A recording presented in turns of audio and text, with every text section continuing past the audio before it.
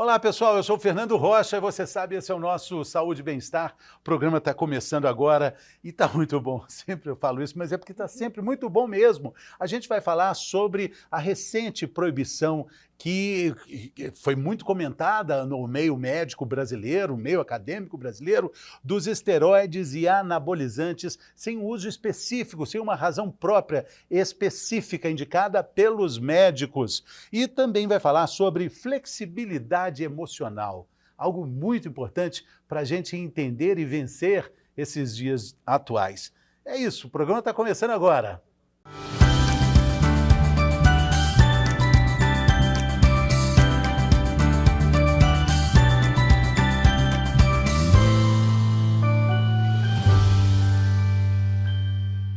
Vamos lá então, vamos falar dessa recente notícia, foi divulgada agora no dia 11 de abril, o Conselho Federal de Medicina publicou uma resolução que proíbe o uso de hormônios e também alguns anabolizantes para serem usados para fins estéticos, para fins de performance, e a gente vai entender mais sobre isso, como é que isso impacta a nossa vida, como é que esses hormônios podem e devem ser usados de maneira correta. A gente tem aqui a doutora Luísa Paulino Guerra, endocrinologista e metabologista.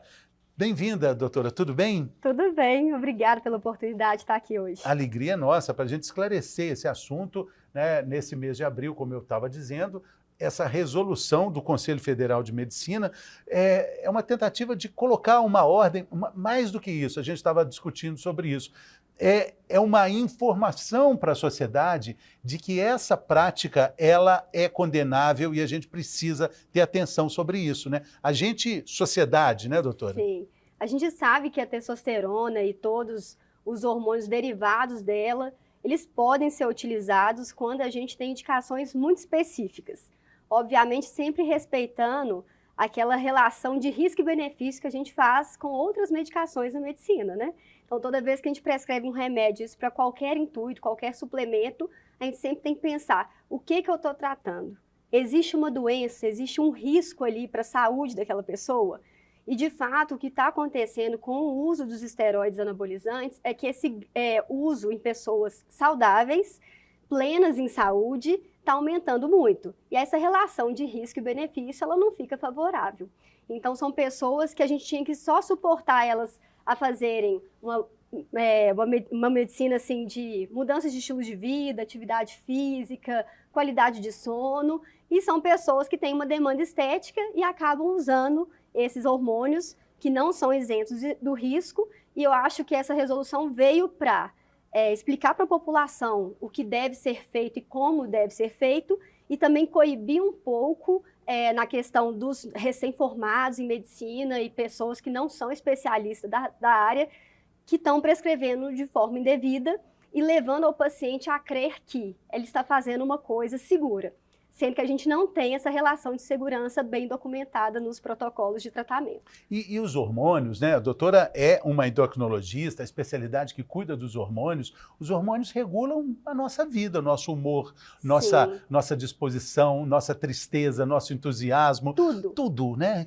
Milimetricamente pontuado para a gente ficar mais ou menos alegre, triste, Sim. Com raiva ou não. E quando a gente meio que altera isso, a gente está alterando funcionalidades muito importantes do nosso corpo. E geralmente, quando a pessoa ela deseja esse anabolismo, esse crescimento de massa muscular, geralmente eles usam doses que a gente chama de suprafisiológicas. São doses muito além do que o nosso corpo precisa e que ele produz naturalmente. Então, isso leva a uma série de complicações possíveis, inclusive a redução da sua própria testosterona. Então, toda vez que o meu corpo ele interpreta que está chegando muito hormônio de fora, ele inibe aquele eixo produtor do seu próprio hormônio. E essa é uma condição que a gente pega muito hoje em dia na prática clínica, que são pacientes que usaram e agora não produzem. Então, a gente tem um problema a ser tratado derivado de uma terapia que seria, teoricamente, desnecessária. Estou falando de jovens que podem podem não ter filhos? Também. A gente sabe que, além da redução da produção da testosterona, né, essa inibição do eixo, que vem do hipotálamo, que é um centro regulatório, né, da produção de hormônios, também inibe a espermatogênese. E se isso é feito de forma crônica e continuadamente, a gente pode haver até uma atrofia testicular. Então, você realmente reduz a fertilidade dessas pessoas. E para a gente entender mais, né, vamos falar sobre esses esteroides anabólicos androgênicos. O que são eles? Como é que eles estavam sendo usados? A gente ouve muito falar, embora não se venda testosterona sem receita, né? A princípio não é possível vender, né? O problema é que a gente tem algumas formulações atualmente que são vendidas sim, sem receita. E isso é uma discussão que a gente tem. A gente sabe que as formulações injetáveis, sim, elas dependem de receita. Inclusive, o médico tem que colocar o CID, que seria qual que é a indicação, qual que é a doença que nós estamos tratando diante daquela indicação. Colocamos o nosso CPF, inclusive, para isso ficar uma receita mais controlada. O CID, só para explicar, o CID é o Código Internacional de Doença, então o médico fala, é isso aqui. Então, é internacional esse código, né, doutora? É internacional. Então, teoricamente, eu estou explicando ali o porquê que eu estou usando aquele órgão tratamento. Controlador. Mas, por exemplo, as formulações em gel, e a gente tem formulações hoje em dia disponíveis em gel, não são, por exemplo, as exigidas receitas. E a gente sabe que o público feminino, principalmente, aumentou muito esse uso do gel. E existe uma falsa sensação de, isso é seguro, é um gelzinho. E, na verdade, ele só é aprovado como um gel de testosterona porque ele aumenta os níveis no sangue da testosterona. Então, não é só um gelzinho, a gente não pode subestimar essa via de tratamento só por ela não ser um injetável. Com cuidado também, porque o contato com crianças pode ser também perigoso, né? Muito. Inclusive, hoje mais cedo, eu vi um post de uma ginecologista falando exatamente isso que a gente chama de contaminação cruzada. O que é a contaminação cruzada? Eu estou usando um hormônio, eu uso ele em forma tópica, e se eu encosto em outras pessoas, eu tenho risco de fazer a exposição dessa segunda pessoa a esse hormônio. E se isso acontece em crianças, a gente tem riscos gigantescos. É claro que também em outras pessoas. Então, assim, quando a gente tem uma bula, eu falo que isso já diminui um pouco esses riscos, porque se a pessoa tiver essa cultura, que eu incentivo muito, inclusive, leia a bula, isso vai estar muito bem documentado. Quando a pessoa faz uma formulação manipulada, se o médico prescritor não enfatizar isso, não vai ter esse tipo de recomendação. E essa exposição, essa contaminação cruzada é extremamente perigosa. Qual a sua perspectiva com relação ao que vai acontecer depois dessa determinação, dessa resolução do Conselho Federal de Medicina? O que na prática muda com relação ao uso e comércio dos esteroides anabólicos androgênicos, de uma forma geral? Eu acho que o mais importante é a população ter acesso a esse tipo de informação sobre a questão da relação de risco mesmo desse uso. Então, a população que estava usando, guiado por um médico e acreditando que essa relação, né, de ser uma prescrição guiada pelo médico, que isso era completamente seguro, ela vai ficar um pouco mais em alerta. Né? E se ela tiver dúvida em relação a como que ela vai fazer essa retirada, se aquele hormônio ou não ele é realmente indicado naquela situação, ele deve procurar algum profissional, de preferência um endocrinologista. E a questão dos médicos mesmo, de terem mais bom senso e mais critério na questão da indicação. A gente sabe que foi uma resolução, mas que ainda a gente tem um problema que é a fiscalização. Então, a resolução ela tem que ser colocada em prática do ponto de vista de fiscalização, para a gente realmente começar a ter na prática uma eficiência maior no controle dessas prescrições indevidas. E até com nomes interessantes, né? Nomes convidativos, chip da beleza, por exemplo, muito sedutor, né? Muito sedutor. E a gente sabe que a gente está numa cultura que existe um culto à beleza muito grande, né? Corpos muito perfeitos vistos em redes sociais, e isso, teoricamente, aumenta um pouco o público que poderia ser vulnerável a esse tipo de prática. A gente sabe que o chip da beleza, na verdade, é um implante de gestrinona, que é uma progesterona que ativa muitos receptores que são androgênicos. Então, ela faz uma ação muito parecida com testosterona, e a resolução do CFM ela é muito clara de colocar a gestrinona também nessa proibição. Então, a gestrinona também, teoricamente, está nesse grupo de esteroides e também deve ser diminuída, né? A gente deve usar isso aí na verdade, desincentivar, né, o uso disso aí. Sim. O que entrou nessa resolução com os nomes assim que a gente conhece? O que a gente pode identificar disso tudo? A gente tem, na verdade, na comercialização do Brasil, a gente tem ésteres de testosterona, o cipionato de testosterona, essa testosterona em gel. Essas são as formulações que a gente, inclusive, encontra no mercado.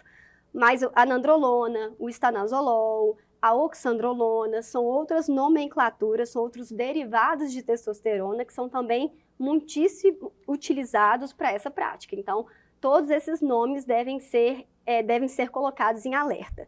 Lembrando também que outros que não são derivados da testosterona também foram incluídos, como, por exemplo, o GH, que é o hormônio do crescimento, que também é usado para finalidade esportiva e ganho de performance. Ele tem também um auxílio no ganho de massa muscular. Os SARNs, que a gente chama de moduladores dos receptores de androgênios, são remédios que já foram proibidos aqui no Brasil e também foram incluídos nessa resolução do CFM. E quando a gente fala de hormônio, teve recentemente também, não tem tanto tempo, a liberação do chamado também de forma até equivocada, do hormônio do sono, né? Agora tem melatonina na farmácia da esquina, com doses diferentes, variadas. Sim, mas isso eu acho que, assim, a questão da entrada da melatonina, eu acredito que foi até uma coisa boa, porque a gente sabe que a gente ter a regulamentação da Anvisa, a gente tem uma bula e as doses são muitíssimo menores. Não sei se você já chegou a ver, mas as doses que tem na farmácia, geralmente são, às vezes, 1/5 do que é vendido em farmácias, teoricamente, como suplementação. E das americanas, né? Sim. Nem compara, né, com as americanas. Mas o que eu falo é, gente, a gente tem que resgatar, teoricamente, o que a gente pode fazer para potencializar os nossos próprios hormônios. Então, por exemplo, da melatonina. O que eu tenho que fazer numa higiene do sono para eu conseguir ativar mais a minha melatonina? O que eu tenho que fazer para potencializar a minha própria testosterona? E não simplesmente ir pelo caminho mais fácil, que é igual você falou, ir lá na farmácia e achar que está resolvido. A gente já falou aqui que, por exemplo, o ganho de massa muscular trabalha a favor da construção, da fabricação de mais testosterona, né? Com certeza. Uma vida mais ativa, uma vida mais equilibrada também vai trabalhar para os hormônios bons, Você fala, né, do sono, existe muito essa correlação. A gente sabe que a testosterona ela é produzida nas fases mais profundas do sono.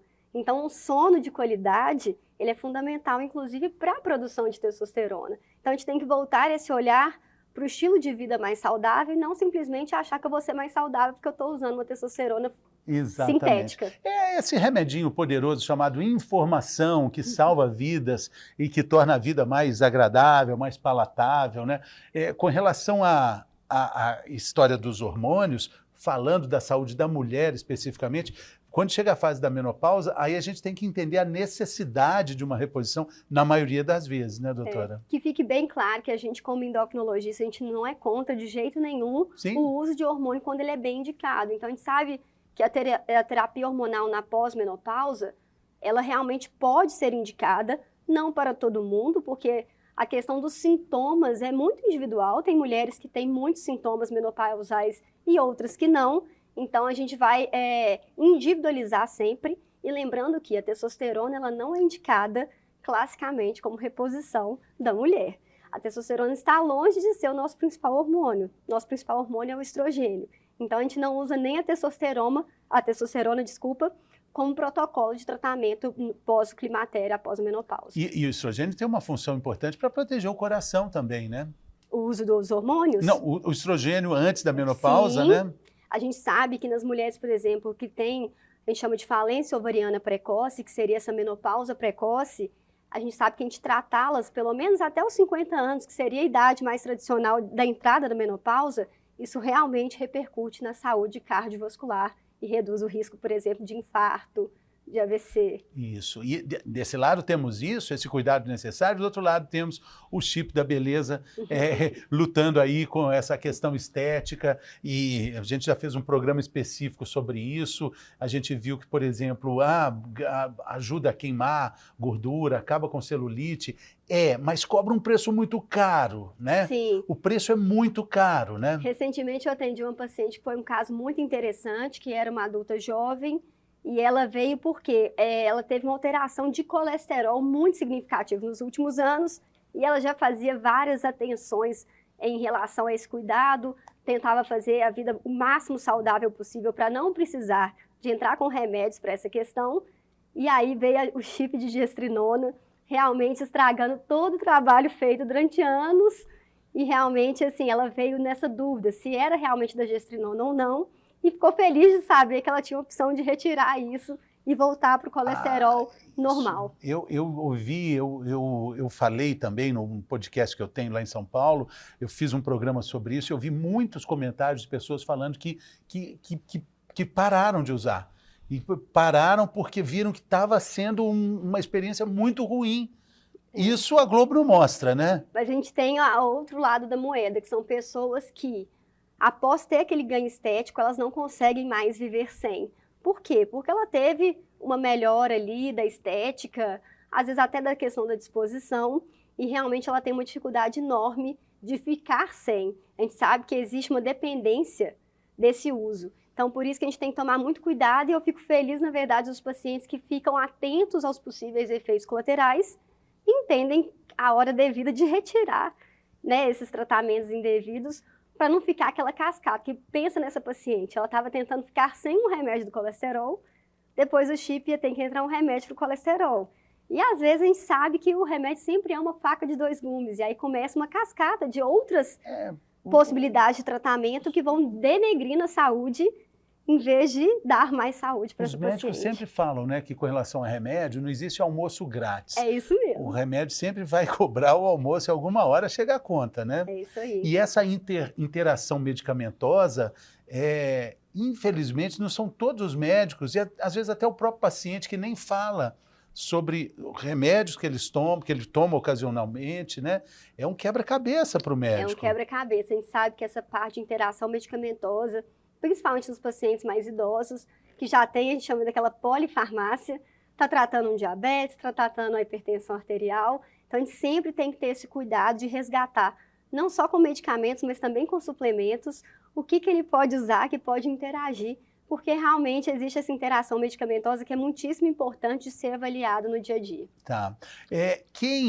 Qual é a especialidade médica, além do endocrinologista, que pode também fazer esse controle, que pode receitar de forma eficiente os esteroides, os hormônios, essa regulação? Assim, o campo, por exemplo, da ginecologia, igual você bem disse, na terapia pós-menopausa, eles são super criteriosos e sabem também indicar a terapia de reposição na menopausa. Os urologistas, quando a gente tem, por exemplo, uma redução de testosterona no homem e existe a indicação de ser tratado, a urologia também faz, e é importante a gente lembrar que a resolução do CFM, ele veio após uma carta aberta de 6 sociedades, que era da endocrinologia, da urologia, da cardiologia. Então, estamos todos juntos, teoricamente, nessa missão, e sabendo que quando existe a indicação, esse paciente ele não vai ser privado de fazer o tratamento bem feito. Exatamente. Né? Isso aí é uma coisa muito séria. E por falar na Sociedade de Endocrinologia, nós temos aqui, né, o nosso presidente, o mineiro, o Dr. Paulo Miranda, né, participou desse movimento aqui também. Nós temos também o presidente da Sociedade Brasileira de Diabetes, que é o Dr. Levimar, que também é mineiro. Infelizmente, todos os dois são atleticanos, mas são representantes muito gloriosos aqui de Minas Gerais, nessas duas sociedades tão importantes.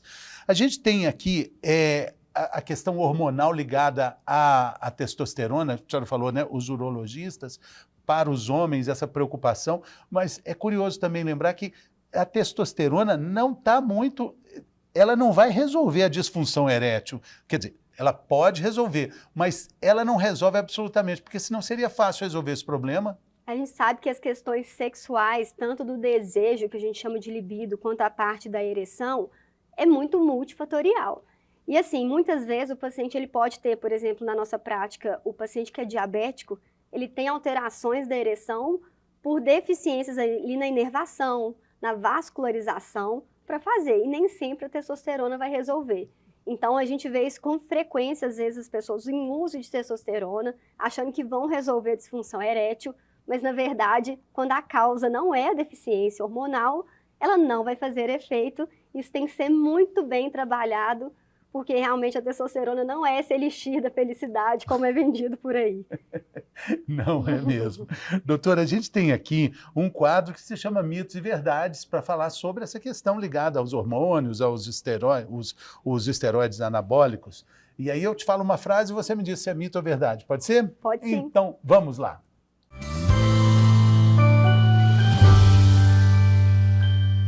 Mitos e verdades no programa de hoje com a doutora Luísa Paulino Guerra. Ela é endocrinologista e metabologista. A gente está falando sobre a resolução do Conselho Federal de Medicina que proíbe o uso de esteroides anabólicos, androgênicos, ou seja, testosterona, o chip da beleza. É preciso ter um cuidado mais atento para falar sobre isso, até mesmo para os médicos, para fazer uma receita e uma indicação para tudo isso.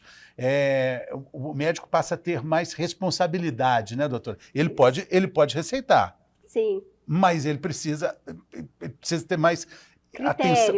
Critério é a palavra. Critério, né? Muito interessante. A primeira frase é essa.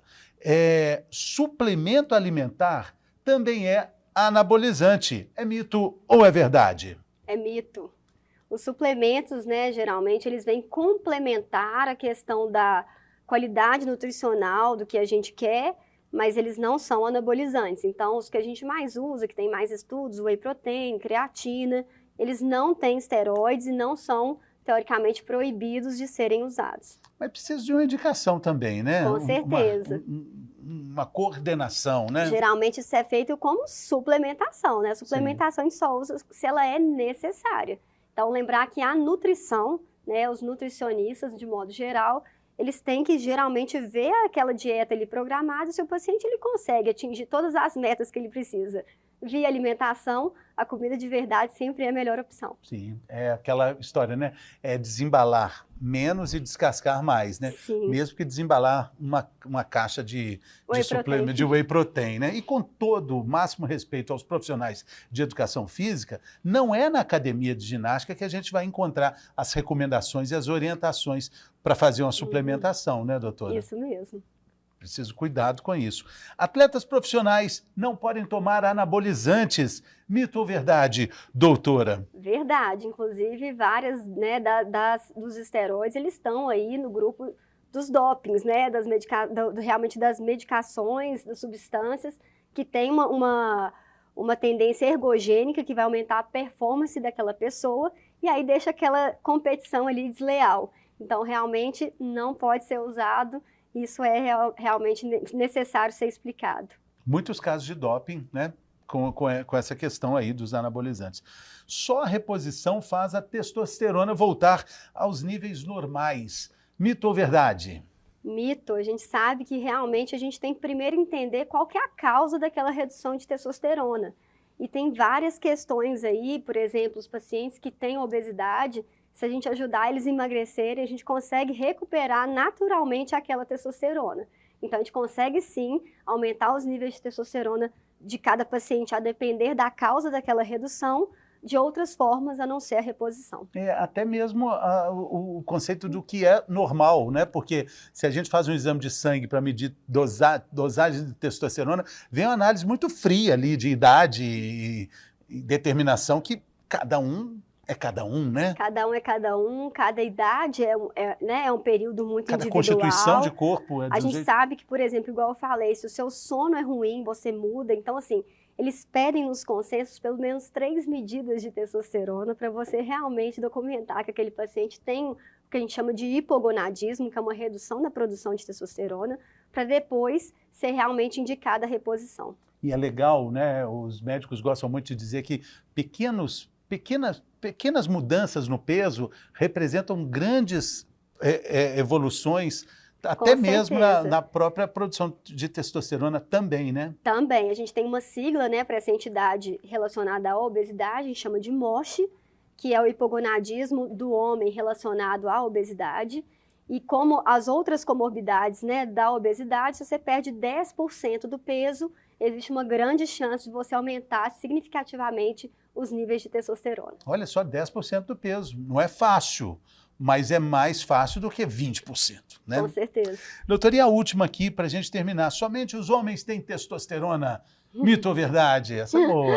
É mito, mas a gente sabe que a proporção de testosterona comparada do homem com a mulher é muito desigual. Os homens têm muito mais fabricação de testosterona e as mulheres produzem pequenas porções da testosterona, principalmente nos ovários e nas glândulas adrenais, mas uma quantidade muito menor do que os homens. Sim. Então, o nosso hormônio principal não é a testosterona, é realmente o estrogênio. Sim, e aí o excesso de testosterona nas mulheres é aquilo que todo mundo acaba vendo, né? Que assim, a voz engrossa, a pele fica com espinhas. É esse o sintoma? Sim, a gente sabe que os efeitos colaterais nos homens e nas mulheres tem alguns que são bem específicos, mas nas mulheres, né, a questão da acne, o engrossamento da voz, o aumento clitoriano, que pode acontecer e muitas vezes é irreversível, isso é uma coisa importante de ser dita, então o aumento do clitóris, ele pode ser uma questão que não volta depois que você suspende, entre outras questões, queda de cabelo.